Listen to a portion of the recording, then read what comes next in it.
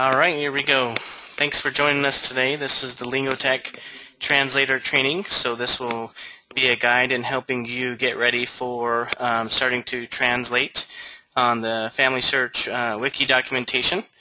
So we're going to walk you through receiving the Lingotek invitation to the Family Search community today and how to configure your password and set up your profile in Lingotek so you can get started with translation. From there, we're going to take a few minutes and show you how to find the next translation job that's appropriate for you to start translating on, and then kind of navigate you around Lingotek a little bit. And then we're going to take a quick look at our Lingotek workbench that you'll be doing all your translations in. So to get started, we have an invitation sent to my email address. This is our Yahoo email address.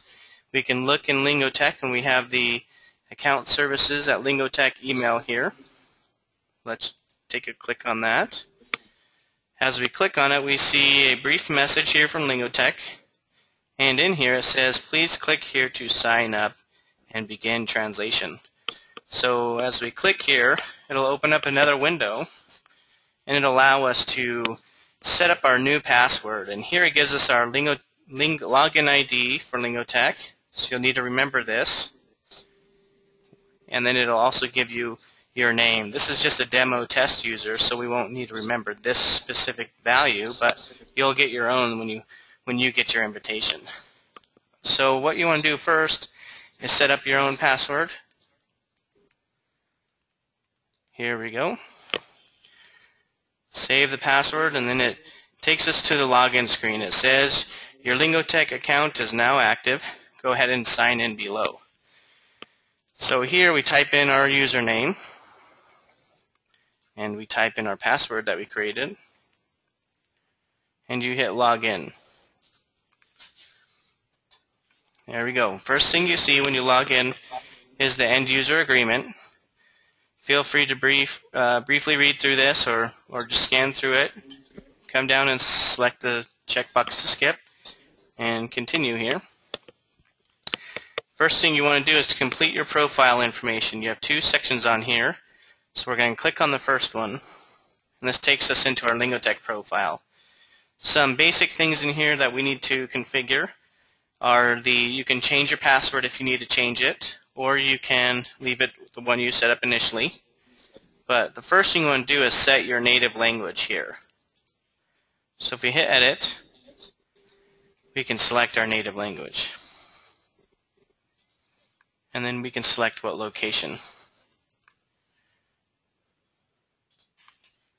And then you got to make sure you hit this save button to save that little box settings. The next thing we want to do is set up language pairs. So language pair is the translation, the source to target language that you're translated into. So it would be English to Spanish or English to Portuguese, whatever your language you're translating from and into. So here, we'll select English again, and we'll go to Portuguese. Alright, so if we hit save, that'll save this little settings down here. That's basically all you have to configure on this screen.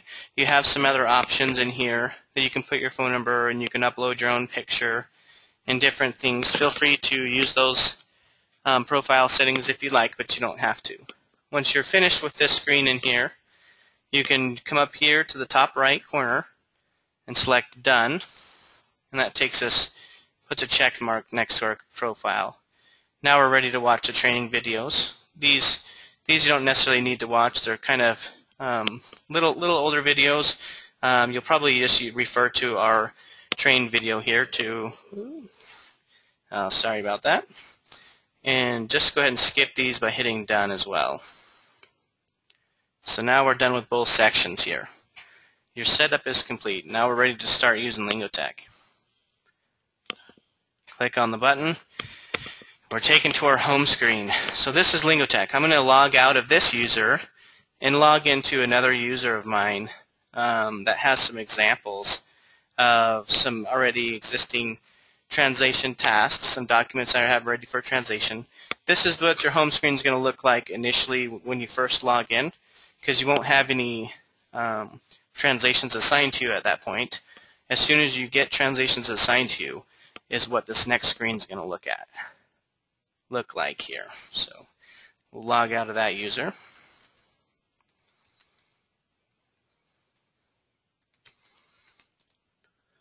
Oop, that one didn't work.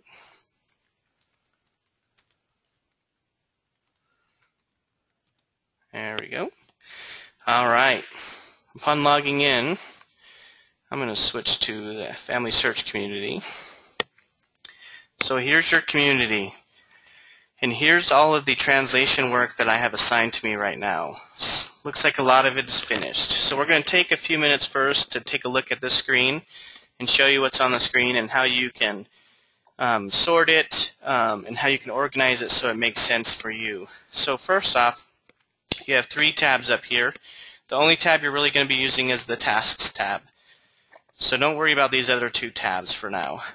So on the Tasks tab, you have 2 different views. You can look at it in a detailed view, which shows you some additional information about each document, or you can look at it in a kind of a smaller, more combined view, which is a list. So for the training, we're going to look at the list view, just as it's a little bit cleaner. And you can show and hide all of these filters, but you'll probably want to use the filters a little bit for sorting. So here's how you can show and hide. We're going to show them. So on here you can sort by different things, phase type, assigned to myself or to my team, and then other things. The big one you're going to want to use is the status. It's set to all, and you probably would like to just set it to in progress. At some point, there's going to be finished documents that are 100% completed that are still going to remain on your list for some time until the assignment's removed. So here you just switch to in progress. And this will show you only the documents that are currently being worked on, that you have available for you. So you can also sort by the columns here. That's the different things you want to do. Let's say if we want to translate something really small, we can sort the smallest at the top. Or we can do it by progress too. So we have 0%, or we want to translate something maybe part way done for some reason, we can translate that as well. So this is the screen you'll find your work on. This is how you'll find your work to translate. You can also increase your page size here. If there was additional documents, you could see these options down here to navigate. If we take that off, we can see it better. So here you can increase your page size to show you more options. We can see we have a whole bunch here. So we're going to swap back to in progress though, so we can find something that we need to translate. So on here, if you have a specific document name, you can also search. So let's just search for Germany documents. Oh, there we go. You can just remove that if you don't want to search. Alright, so let's say we want to translate this first document that's 0%. It's 1,049 words. Here's the name of the document, and we're currently in the review phase for this document. So we're going to hit review. All you need to do is click anywhere on this row, this blue highlighted row, and it will open up the Lingotek workbench. The Lingotek workbench is pretty easy to use. This is going to be your main tool for doing the translations. It's very easy to use, it's very organized, and it'll provide good speed, so you'll be able to navigate quickly and save the stuff that you want to save and finish your translation work. So in here you can tell how far along you are. Right now we're at 0%, how many words we have to translate, and then any formatting tags. You probably won't see any formatting tags in these documents, so you won't need to worry about those. What you have here is your original text. So this is what we call a segment, and this is the English segment that you need to translate. And this is a translation someone's already added for this segment. So you would type in here any changes you want to make. And then as you finish it, you can hit approve and next. And approve and next will take you to the next segment that needs your attention. So if we hit approve and next, it takes us down to the next translation here. So let's take a look here. So it looks like these documents have gone through a machine translation. So I think, Giuseppe, will that be a pretty normal process to have everything machine translated first? Yes. Okay. So upon translation, you'll have a current translation in the edit box already for you. All you'll need to do is edit this translation to make sure it's accurate and make sure it makes sense. So feel free to change it up, and then when upon finishing, go ahead and hit the approve and next, which is right here. Maybe it could be a good idea to notice that there is the context, more information, the other segments all together below. So Yep. sometimes to translate just one segment may be a little bit more difficult, but if there is a need for the context, just take a look at the bottom of the screen. Yeah, absolutely. So as Giuseppe was pointing out here, we have a English box and a Portuguese box. And this shows us segments surrounding the current segment that we're on. So if you see this segment matches up with this one here. And you can see the sentence around this segment to kind of get a feel for the context of the words so you can translate them more accurately. So this can be navigated too. As you click around, you can click from one segment to the next fairly easily, and this will update up here as well. Some other important things here to note is you can see the revision history that shows you the evolution of the translation. So this first, what this means here, is the first thing that happened was it was machine translated by Google Translate Engine. And then we had a translator come in and modify the translation. And that's what you see right now, is the modified translation by the translator. So this revision history shows you a little bit of the evolution of the translation on this specific sentence. So there's some other neat things in here you can do. You can increase your font in case you can't see it very well. You can decrease it. And you can navigate with these buttons back and forth, just like we were doing by clicking around. You can type in the number you want. And some other things, if you are interested, we have some hotkeys that you can use. So if you like to use hotkeys, these are different hotkeys you can set up to quickly navigate or save a segment or different things you may want to do. These can all be configured by selecting in the box and typing in what you want. So we'll cancel that. Another interesting tool is the find and replace. If for some reason you want to find a specific word in the document that you need to make an edit to, you can type that word in here. So if we type in, let's type in Germany. This will take us to the next example. There's Germany. It takes us to the corresponding Portuguese sentence too. So we can find and keep kind of going through the document. Pretty handy tool. Some other things you can do if this segment, the sentence, has a vocabulary term that you need to translate a specific way, we have this thing called terms, which is another name for a glossary. And in here it tells us on your sentence you have the word territory, and we can see territory right here. It tells us how to translate territory.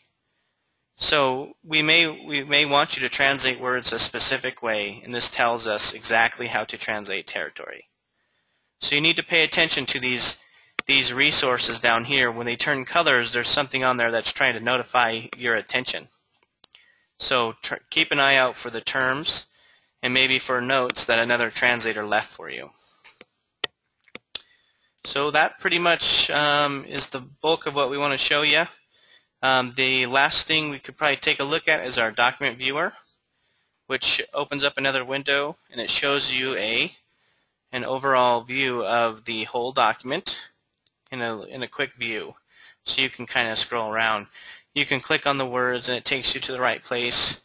Another interesting thing about this, if you notice, let's see, let's have our workbench here. the document viewer, as you click from sentence to sentence, it will update your workbench over here too. So we'll click on there, you'll notice it changes over here too. See that again? So it's a pretty good tool to be able to quickly find what you're looking for. So that's all I have for you today. Thanks for joining us. Any other questions you want to add, Giuseppe? Sorry.